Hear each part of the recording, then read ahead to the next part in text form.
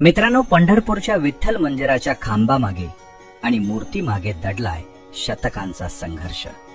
परकीय आक्रमणांशी दिलेला लढा आणि दोन राज्यांमधलं भक्तीचं अतूट नातं. आज असा इतिहास जाणून घेऊया जो तुम्ही कधीच ऐकला नसेल. पंढरपूरचा सर्वात जुना उल्लेख आढळतो थेट इसवी सन 516 मधील राष्ट्रकूट काळातील एका ताम्रपटात. म्हणजे हे क्षेत्र किमान 6व्या शतकापासून अस्तित्वात आहे. आज आपण जे भव्य विठ्ठल मंदिर पाहतो त्याचा अधिकृत इतिहास 12व्या शतकापासून सुरू होतो.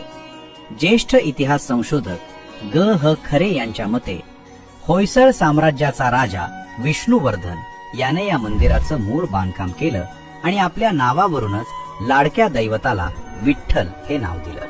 त्यानंतर यादव राजवटीत या मंदिराचा खऱ्या अर्थाने विस्तार झाला. शके 1111 मध्ये देवगिरीच्या भिल्लम यादवांनी आणि शके 1195 मध्ये राजा रामदेव राय व त्यांचे मुख्यमंत्री हेमाद्री पंडित यांनी या मंदिराची नव्याने व्यवस्था लावून याला भव्य रूप दिलं. म्हणूनच या मंदिरावर यादवकालीन हेमारपंथी स्थापत्य शैलीची दाट छाप आहे, जिथे चुना न वापरता दगड एकमेकांमध्ये अचूक गुंतवून बांधकाम केलं जातं. मंदिराच्या महाद्वारात आहे पवित्र नामदेव पायरी. आत गेल्यावर दिसतो 16 दगडी खांबांवर उभा असलेला 16 खांब मंडप, ज्यावर महाभारतातील प्रसंग कोरलेले आहेत. गर्भगृहात विठ्ठलाची 3 फूट उंच वालुकाश्माची मूर्ती आहे. विठ्ठलाच्या मस्तकावर असलेली उंच टोपी म्हणजेच शिवलिंग आहे, जे शैव आणि वैष्णव पंथांच्या ऐक्याचं जगातलं सर्वात मोठं प्रतीक आहे.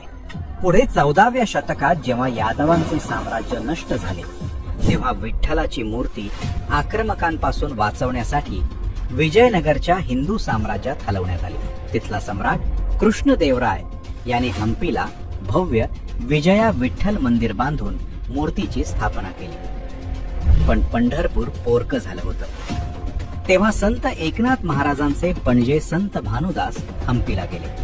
त्यांनी आपल्या उत्कट भक्तीने राजाचं मन जिंकलं आणि विठ्ठल मूर्ती पुन्हा सन्मानाने पंढरपुरात आणली. सन 1659 मध्ये जेव्हा अफजल खानाने पंढरपूरवर हल्ला केला तेव्हा मुख्य पुजारी प्रल्हाद महाराज बडवे यांनी मूर्ती माढा येथे सुरक्षित हलवली.